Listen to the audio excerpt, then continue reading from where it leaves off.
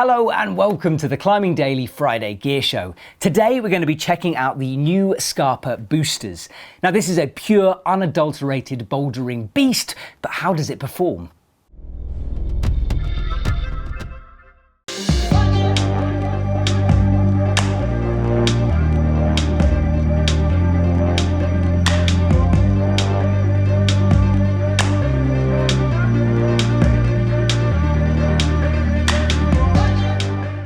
Scarpa have really been stepping up their shoe design over the last couple of years, and the Booster is another example of a quality shoe, and it is a premium product. We're currently selling them for round about €127 on the EpicTV shop, and trust me, this is no beginner's model. This is actually the third edition of the Booster design, and by now I'm expecting Scarpa to have improved the features and the precision of the shoe. So let's go through some of those features.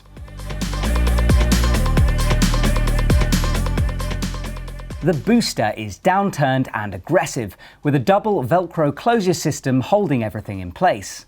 Vibram XS Grip 2 rubber is on the sole, and that's thin at 3.5mm, which allows for plenty of sensitivity and softness.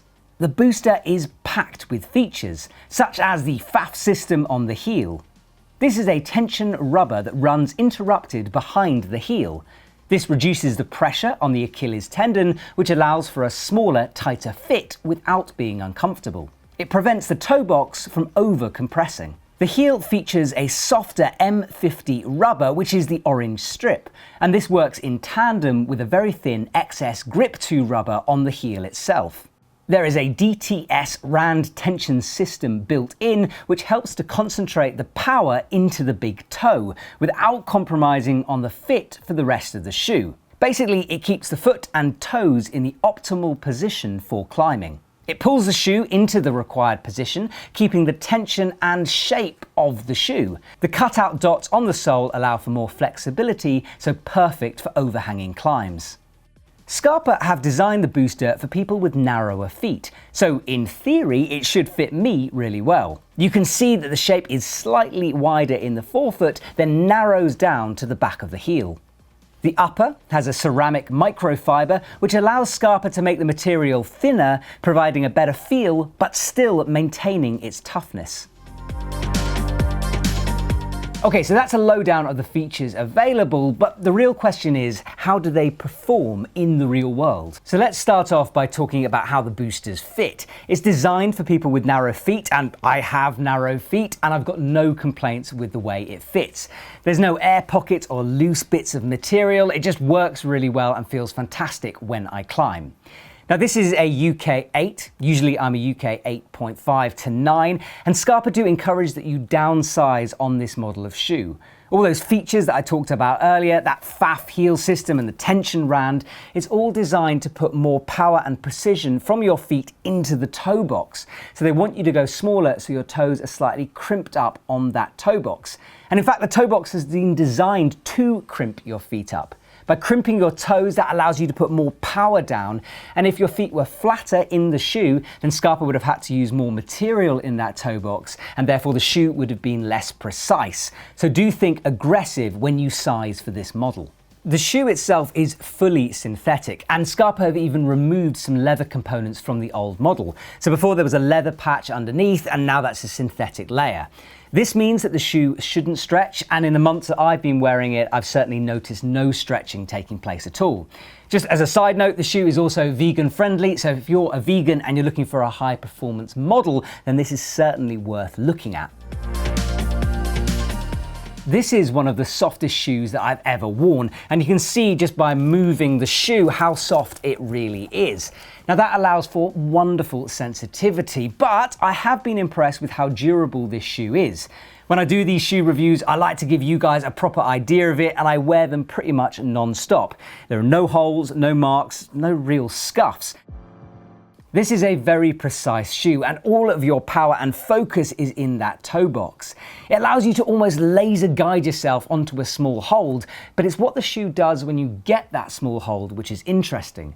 Because of the softness and sensitivity of the rubber, it seems to make bad holds better. It kind of molds and forms to the shape of that hold, giving you more confidence as a climber, and it allows you to use that foothold in a better way. Now the heel is odd but good. It just takes some getting used to. It's all because of that two types of rubber. We've got the M50 orange strip and a very thin XS Grip 2 rubber. Now initially when you're walking around and using it, it feels sort of flappy and baggy, but all that changes when you actually use the heel on real rock or on a plastic hold. Now Scarpa described that M50 rubber as morphing rubber, which is a great name for it because it does morph to the shape of the hold you're trying to use. It encourages you to get a bit physical with the shoe. You can almost smear that heel onto the hold, which allows the hold to become better.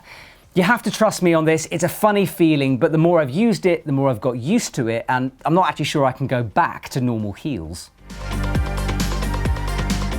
Now, if you do some research online about the Booster, it seems to be sold as a mid-ground between a super soft, sensitive shoe and a stiffer edging shoe.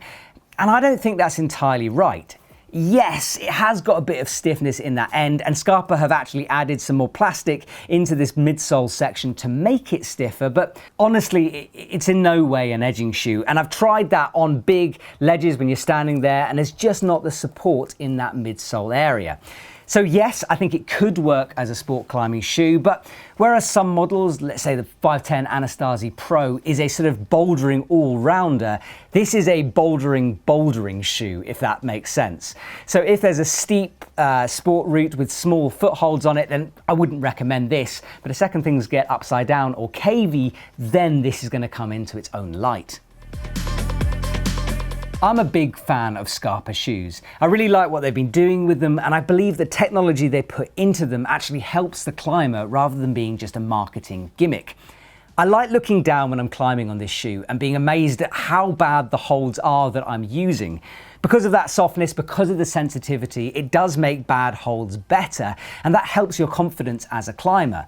But invest a bit of time into the boosters, really concentrate on your footwork, and the Booster will repay you.